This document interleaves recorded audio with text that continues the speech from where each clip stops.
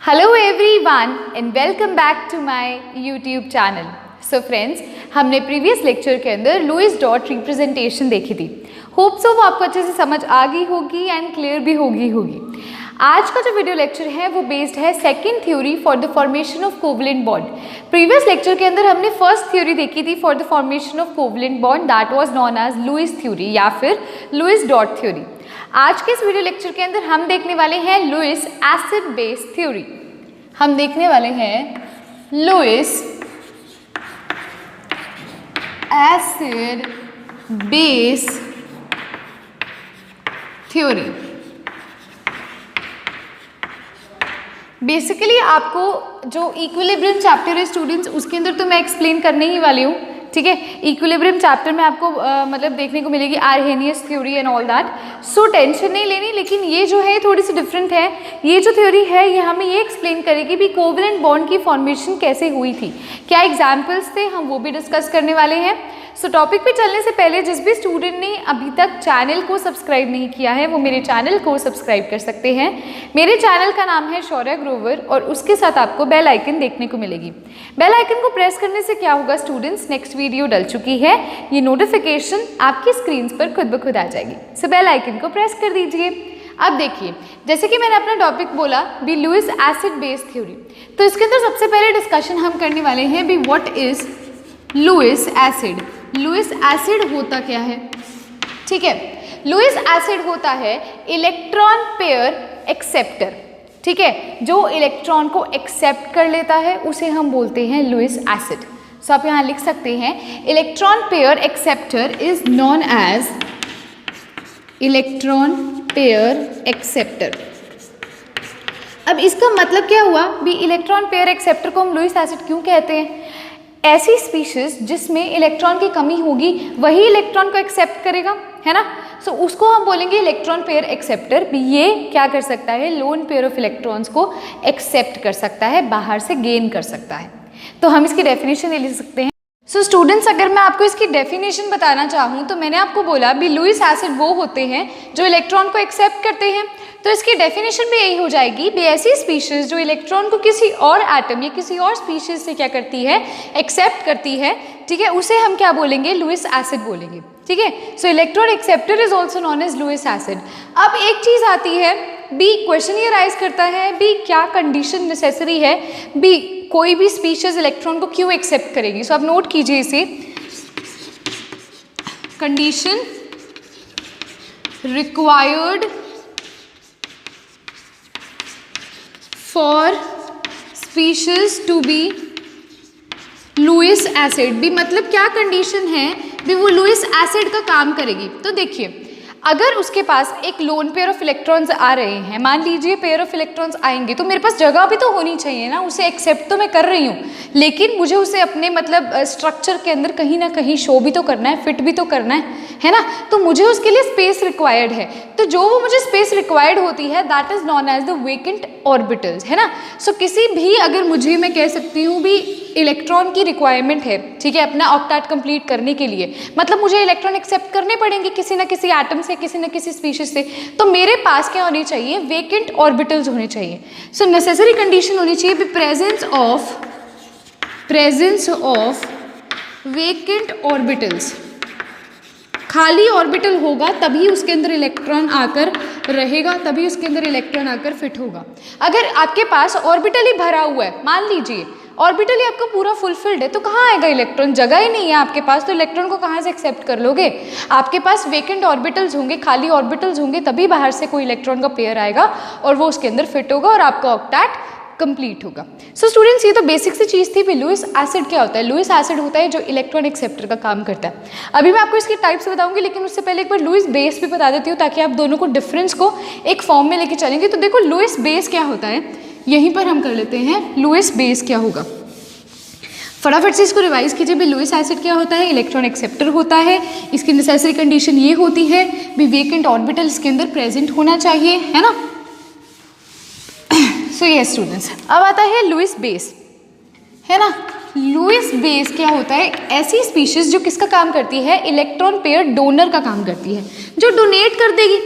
देखो उल्टा करना है, लुईस एसिड क्या होता है? जो एक्सेप्ट करता है। लुईस बेस क्या हो जाता है? जो इलेक्ट्रॉन को डोनेट कर देता है। ठीक है, सो यहाँ आप लिख सकते हो it is electron pair donor. Donor मतलब डोनेट करने वाला, ब्रैकेट में आप लिख भी सकते हो डोनेट। तो जो इलेक्ट्रॉन के पेयर को डोनेट कर सकता है उसे हम क्या बोलेंगे? लुईस बेस बोलेंगे। सिमिलरली अगर अब इसकी डेफिनेशन में आपको नोट करवाने चाहूँ तो क्या होगी? The species which can donate electrons, जो क्या कर सकती हैं? इलेक्ट्रॉन्स को डोनेट कर सकते हैं, ठीक है, टू अदर एटम, किसी और एटम को या किसी और स्पीशीज को, उसे हम क्या बोलेंगे? उसे हम बोलेंगे लुईस बेस। क्लियर है स्टूडेंट्स? डिफरेंस पता चल गया लुईस एसिड क्या होता है, लुईस बेस क्या होता है। अब हम इन डिटेल पहले लुईस एसिड को स्टडी करेंगे, मतलब उसके अंदर हम देखने वाले हैं भी किस तरह के लुईस एसिड देखे जाते हैं। So now I am going to tell you the types of Lewis acid. So yes students, अब हम देखने लगे हैं टाइप्स ऑफ लुईस एसिड। देखिए सबसे पहले टाइप आती है कैटायंस ऑफ अल्कली मेटल या फिर अल्कलाइन अर्थ मेटल के कैटायंस। सो सबसे पहले हम इन्हें डिस्कस करेंगे, जब भी मतलब इसके बाद हम डिस्कशन करेंगे। एक बार आपको मैं चारों टाइप्स लिखवा रही हूँ। सबसे पहले टाइप है कैटायंस ऑफ अल्कली मेटल्स या फिर अल्कलाइन अर्थ मेटल के कैटायंस। क्लियर है? ठीक है। सेकंड जो आती है टाइप वो आती है hypovalent species having less than 8 electrons in the valence shell. Hypovalent species वो होती हैं जिसमें 8 इलेक्ट्रॉन्स होते हैं। देखिए कहीं ना कहीं जो हमारी जो प्रीवियस थ्योरी थी वो फेल हो गई थी। द रीज़न वॉज क्योंकि वो प्रॉपरली एक्सप्लेन नहीं कर पाई किसी मॉलिक्यूल को, वो बॉन्ड लेंथ को एक्सप्लेन नहीं कर पाई। सो इस वजह से लुईस थ्योरी आई। तो लुईस थ्योरी में हमने सबसे पहले लुईस एसिड देखा, लुईस एसिड क्या होता है, और अब उसकी टाइप्स बता रही हूँ। तो इसके सबसे पहले टाइप थी कैटायंस और सेकंड टाइप है हाइपोवैलेंट, यानी कि जिसके ऑक्टेट में 8 इलेक्ट्रॉन से कम, मतलब हमें देखने को मिलेंगे 1 इलेक्ट्रॉन से भी कम इलेक्ट्रॉन्स उसके अंदर प्रेजेंट है। ठीक है, और किसमें? वैलेंस शेल में। ठीक है, और थर्ड टाइप जो है वो है species with vacant d orbital on central atom. Central atom के पास वेकेंट डी ऑर्बिटल होगा, वो स्पीशीज भी क्या होगी? लुईस एसिड का काम करेगी। तो वो भी एक तरह की इसकी एक टाइप है। और जो लास्ट टाइप आती है स्टूडेंट्स वो आती है species bonded with multiple bond. ऐसी स्पीशीज जिनमें मल्टीपल बॉन्ड देखने को मिलता है और उनके पास वेकेंट डी ऑर्बिटल भी है और वो लुईस एसिड का काम करता है। तो हम इन चारों को इन डिटेल अब स्टडी करने वाले हैं। आपने क्या करना है? वीडियो को पॉज करके इसे ड्रॉ करना है ताकि आप इजीली इसे लर्न कर सकेंगे। सो अब हम देखते हैं first type, that is cations of alkali metals और अल्कलाइन अर्थ मेटल्स। स्टूडेंट्स अब आती है सबसे पहली टाइप, यानी कि the cations of alkali metals या फिर अल्कलाइन अर्थ मेटल्स। अब इसके अंदर देखिए आपके सामने एग्जाम्पल्स मैंने लिखे हैं, that is Na+, K+, Mg+2 and aluminium. कैसे?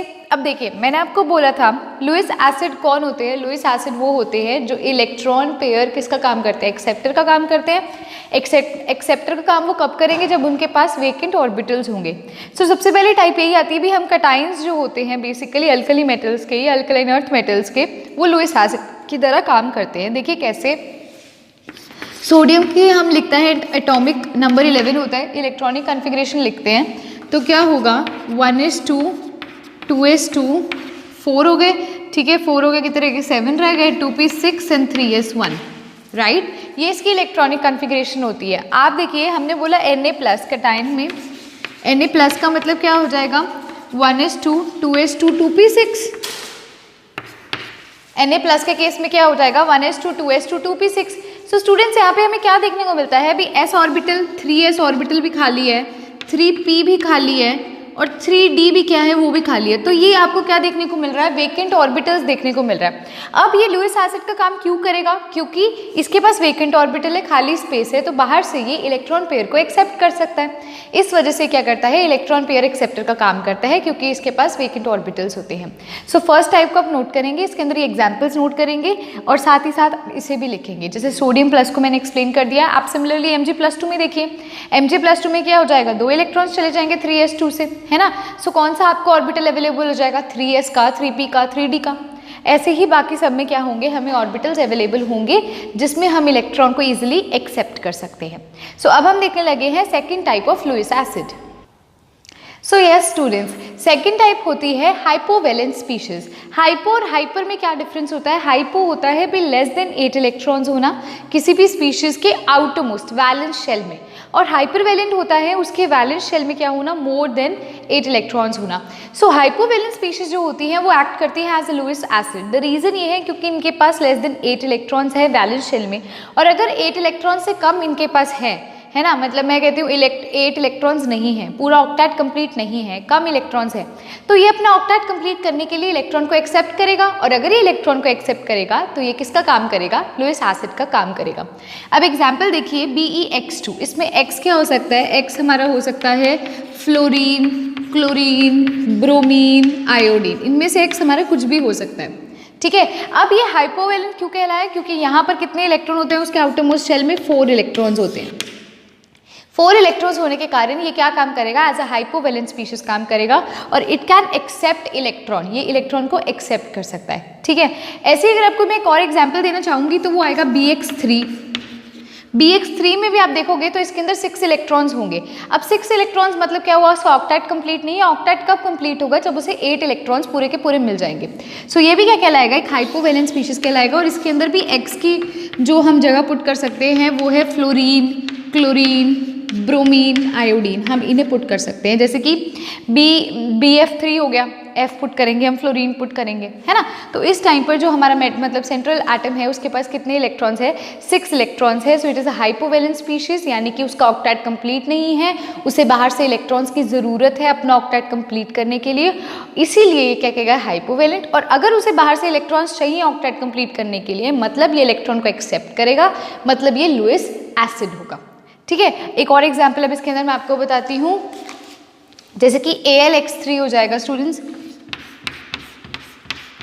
AlX3 के केस में देखिए बेसिकली होता क्या है, इसमें ना आपको 6 इलेक्ट्रॉन्स इसमें भी आपको देखने को मिलेंगे, ये भी हाइपोवैलेंट है। लेकिन स्टूडेंट्स इस केस में क्या होगा? यहाँ पर फ्लोरीन नहीं होगा। जैसे हम यहाँ पर X की जगह फ्लोरीन, क्लोरीन, ब्रोमीन, आयोडीन लगाते हैं, लेकिन यहाँ पर X की जगह पर सिर्फ chlorine, bromine, iodine, methyl group कुछ भी लग सकते हैं, लेकिन फ्लोरीन नहीं लगेगा। फ्लोरीन नहीं लगेगा क्योंकि अगर फ्लोरीन लग गया तो वो हाइपोवैलेंट स्पीशीज नहीं होगी, उसका ऑक्टेट कंप्लीट होगा। आप चाहे बना के देख सकते हो। हम बात कर रहे हैं हाइपोवैलेंट स्पीशीज की जिसका ऑक्टेट कंप्लीट नहीं है, जिसमें लेस देन 8 इलेक्ट्रॉन्स है।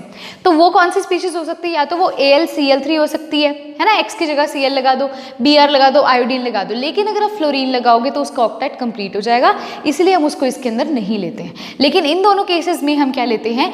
X की जगह फ्लोरीन, क्लोरीन, ब्रोमीन, आयोडीन को लेते हैं। सबसे पहले आप इसे नोट करेंगे, फिर एक आपको और चीज़ इसके अंदर मैं AlX3 से रिलेटेड बताती हूँ। सो फ्रेंड्स, अभी मैंने आपको ये तो बताया भी AlX3 में अगर हम फ्लोरीन डाल देंगे तो वो हाइपोवैलेंट स्पीशीज नहीं है, लेकिन क्या ये लुईस एसिड है या नहीं है? अब क्वेश्चन ये राइज करता है। हमने बोला हाइपोवैलेंट स्पीशीज ही लुईस एसिड है, या फिर जो मैंने भी आपको कैटायंस का एग्जांपल दिया, लेकिन AlF3 जो है वो हाइपोवैलेंट तो नहीं है क्योंकि उसके अंदर 8 इलेक्ट्रॉन्स है आउटरमोस्ट शेल में। लेकिन क्या ये लुईस एसिड है? नहीं, ये क्वेश्चन पेपर में पूछा जाता है। So yes, it is a Lewis acid. अब रीज़न क्या है? अभी मैंने इसे लुईस एसिड क्यों कहा? क्योंकि स्टूडेंट्स इसके पास वेकेंट ऑर्बिटल्स हैं। नेसेसरी कंडीशन क्या होती थी? भी वेकेंट ऑर्बिटल्स का होना भी ज़रूरी है। तो इसके पास वेकेंट ऑर्बिटल्स हैं, इजीली एक्सेप्ट कर सकता है इलेक्ट्रॉन्स अपने आउटरमोस्ट शेल में, मतलब ये वैलेंस शेल के अंदर तो नहीं एक्सेप्ट कर सकता, लेकिन हाँ इसके पास वेकेंट ऑर्बिटल ज़रूर हैं। ठीक है, उस वेकेंट ऑर्बिटल्स के कारण क्या कर सकता है? ये कोवलेंट बॉन्ड बना सकता है। अगर आप देखोगे AlF3 के अंदर, AlF3 बेसिकली आयनिक इन स्ट्रक्चर होता है, Al+3 से बना होता है ना, और F नेगेटिव से बना होता है। सो उन दोनों की कॉन्फ़िगरेशन देखोगे तो 2-8-2-8 है, लेकिन इसके पास वेकेंट ऑर्बिटल्स होते हैं जिसके कारण ये लुईस एसिड का काम करेगा, but it is not a hypovalent species. So now अब हम देखने लगे हैं third type of Lewis acid. So ये स्टूडेंट्स, अब आती है थर्ड टाइप। इसमें हमने क्या बोला था? स्पीशीज जिनके सेंट्रल एटम के पास वेकेंट डी ऑर्बिटल्स होते हैं। सो जिनके पास vacant d orbital central atom के पास होंगे वो क्या कहलाएंगे? वो भी लुईस एसिड का काम करेंगे। सो आप लिख सकते हैं all species with central atom of third period. Third period और उनसे कम वाले के लिए बिलो, मतलब जो उनसे नीचे वाले हैं वो सारे इन कैटेगरी में फॉल करते हैं। एग्जाम्पल्स आप देख सकते हैं PCl5, PCl3, SO2, SO3 and XCF4। So students जैसे कि PCl3 में आप देखोगे फॉस्फोरस पे क्या होता है, लोन पेयर प्रेजेंट होता है और 3 बॉन्ड उसने क्लोरीन के साथ बना रखे हैं। हालांकि इसके पास लोन पेयर प्रेजेंट है, नो डाउट, लेकिन अगर आप इसकी कॉन्फ़िगरेशन देखोगे ना स्टूडेंट्स तो क्या होती है, 3s2 3p3 होती है। तो आपको देखने को मिलेगा 3d भी वेकेंट है ना। इस वजह से क्या होता है, अगर इसके पास वेकेंट d ऑर्बिटल प्रेजेंट है तो ये क्या कर सकता है, ये बॉन्ड फॉर्मेशन में पार्टिसिपेट कर सकता है। मतलब ये क्या करेगा, ये इलेक्ट्रॉन को एक्सेप्ट करेगा और कोवलेंट बॉन्ड फर्दर बनाएगा। कोवलेंट बॉन्डिंग तो अभी दिखाऊंगी मैं कैसे बनाएगा, लेकिन इतना जरूर है भी इसके पास लोन पेयर है चाहे कोई फर्क नहीं पड़ता, लेकिन इसके पास वेकेंट d ऑर्बिटल प्रेजेंट है जिसकी वजह से ये इलेक्ट्रॉन को एक्सेप्ट करेगा। और अगर ये इलेक्ट्रॉन को एक्सेप्ट करेगा तो ये क्या कहलाएगा, लुईस एसिड। सिमिलरली PCl5 में तो अब आप कहोगे मैम फॉस्फोरस का 5 होता है जैसे कि आउटरमोस्ट शेल में, तो ये 5 बॉन्ड ही बना सकता है, तो इसने क्लोरीन के साथ बना लिए, तो अब तो इसके पास कोई बचा ही नहीं ना इलेक्ट्रॉन वगैरह, तो ना। लेकिन इसके पास क्या एक वेकेंट d ऑर्बिटल प्रेजेंट है। वेकेंट d ऑर्बिटल के कारण क्या होता है, इलेक्ट्रॉन को ये इजीली एक्सेप्ट कर सकता है अपने आउटरमोस्ट शेल के अंदर।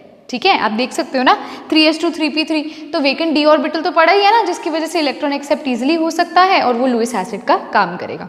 अब SO2 जो SO3 और XeF4 है, सिमिलरली ये स्ट्रक्चर्स हैं जो कि क्या करते हैं, लुईस एसिड का काम करते हैं। और इन स्ट्रक्चर्स के अंदर जो सेंट्रल एटम होता है उनके पास क्या प्रेजेंट होता है, वेकेंट d ऑर्बिटल। सो ये थी थर्ड टाइप। अब हम देखने लगे हमारी last type of Lewis acid.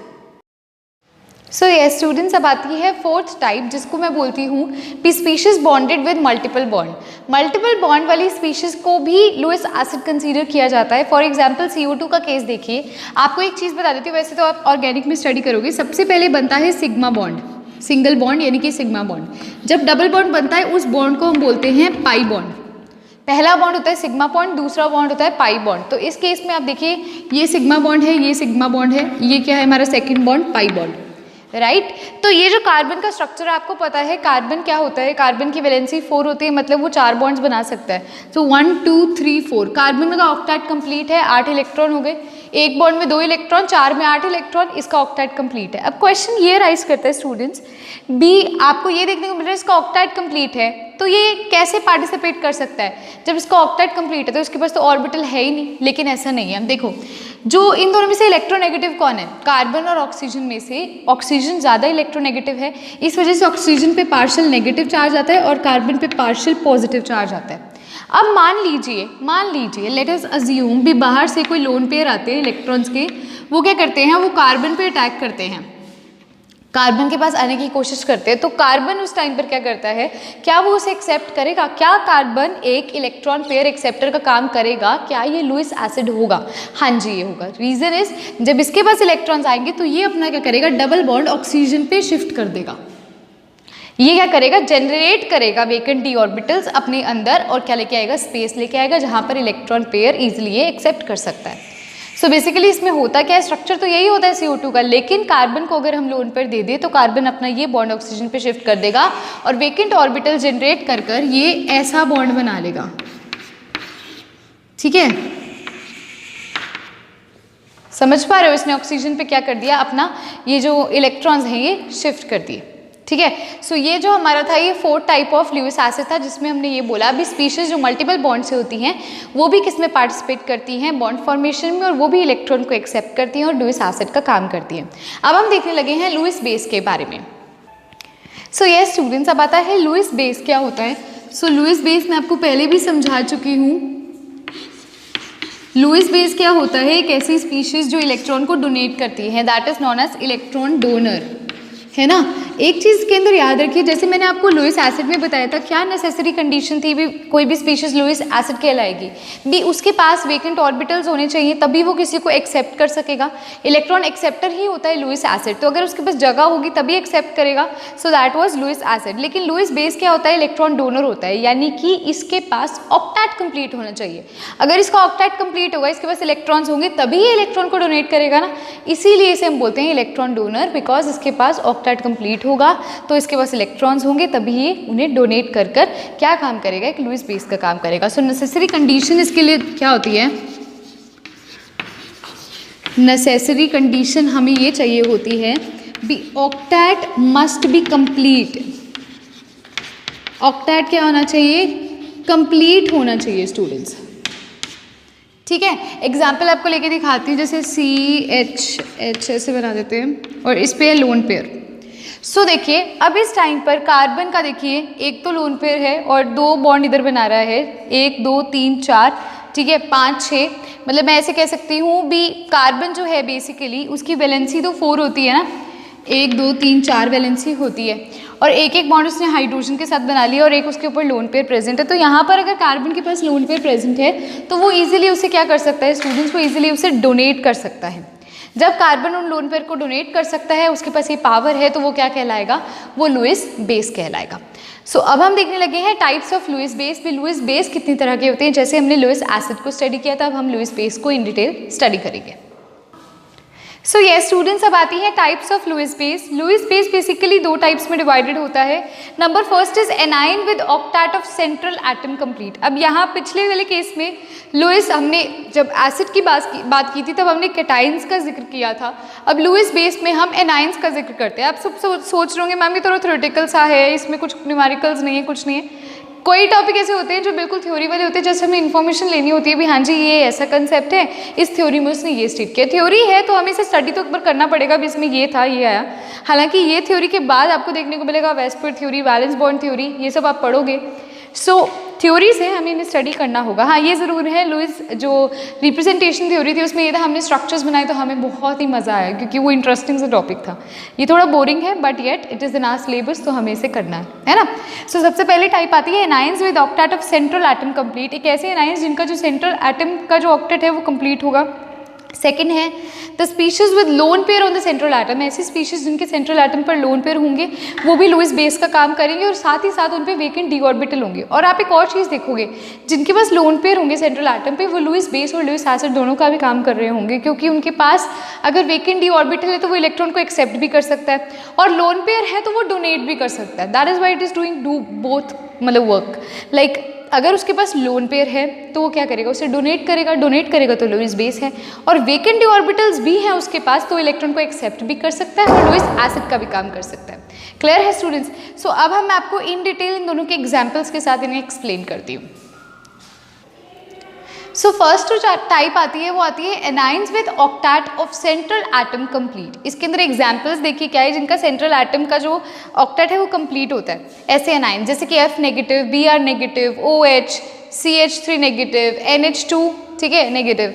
और न्यूट्रल स्पीशीज भी ऐसी होती हैं जिनके सेंट्रल एटम कंप्लीट होता है ऑक्टेट, जैसे कि H2O हो गया, NH3 हो गया, HF हो गया। तो ये सारे किस कैटेगरी में फॉल करते हैं, ये कैटेगरी में फॉल करते हैं anions with octet of central atom complete. So ये सारे क्या कहलाएंगे, ये लुईस बेस कहलाएंगे। द रीजन इज क्योंकि इनका सेंट्रल एटम कंप्लीट है। अगर इनका एटम कंप्लीट है, सेंट्रल एटम का ऑक्टेट यानी कि outermost valence shell complete है, तो इलेक्ट्रॉन्स को डोनेट कर सकते हैं और इलेक्ट्रॉन्स को जो डोनेट करते हैं उन्हें हम बोलते हैं लुईस बेस। अब हम देखने लगे हैं सेकेंड टाइप। सो ये स्टूडेंट्स अब आती है नेक्स्ट टाइप, जिसे हम बोलते हैं ऐसी स्पीशीज जिनके पास लोन पेयर भी है और वेकेंट डी ऑर्बिटल भी है। तो अगर लोन पेयर है तो वो डोनेट कर सकता है, ठीक है, और अगर उसके पास वेकेंट डी ऑर्बिटल है तो वो एक्सेप्ट भी कर सकता है। एक्सेप्ट करेगा तो लुईस एसिड है, डोनेट करेगा तो लुईस बेस है, यानी कि वो दोनों काम बिहेव करता है। सो आप एग्जाम्पल देख सकते हो SO2 का। तो यहाँ पर लोन पेयर है स्टूडेंट्स इसके पास, मतलब ये इसे डोनेट कर सकता है। अगर ये डोनेट कर सकता है तो it is a Lewis base, और साथ ही साथ आप देखोगे इसके पास वेकेंट डी ऑर्बिटल भी है तो ये इजिली एक्सेप्ट भी कर सकता है। तो एक्सेप्ट कर सकता है तो it is a Lewis acid. Similarly एक और एग्जाम्पल है H2S का। क्लियर है? इस पे लोन पेयर हैं तो ये डोनेट कर सकते हैं, और अगर नहीं मतलब होता ही इनके पास वेकेंट डी ऑर्बिटल तो ये एक्सेप्ट भी कर सकते हैं, तो it is the Lewis acid also. So ये तो थी students types of Lewis acid and Lewis base. अब जो नेक्स्ट वीडियो लेक्चर होने वाला है हम उसके अंदर देखेंगे interaction of Lewis acid and Lewis base, और साथ ही साथ हम देखने वाले हैं उसके अंदर भी जितने भी मतलब हम कह सकते हैं भी लुईस जो हमारी एसिड बेस थ्योरी है, ठीक है, उससे हमने फॉर्मेशन कैसे करी कंपाउंड्स की, हम वो भी देखेंगे और उसकी लिमिटेशन को भी स्टडी करेंगे। सो अगर आज का वीडियो लेक्चर आपको अच्छा लगा है तो लाइक कर दीजिए, बहुत अच्छा लगा है तो आप शेयर भी कर सकते हैं एंड कमेंट भी कर सकते हैं, एंड जिन्होंने चैनल को अभी तक सब्सक्राइब नहीं किया वो चैनल को सब्सक्राइब कर लीजिएगा। और एक और चीज़, ये थोड़ा थ्योरेटिकल पोर्शन था तो इनके नोट्स बनाते चलिए, क्योंकि इसमें कोई फॉर्मूला मतलब नहीं है, कोई क्वेश्चन नहीं है, कोई डायग्राम नहीं है। सो इसे हमें सिर्फ लर्न करना है, समझना है भी इस थ्योरी में हमें क्या देखने को मिला। Thanks a lot students.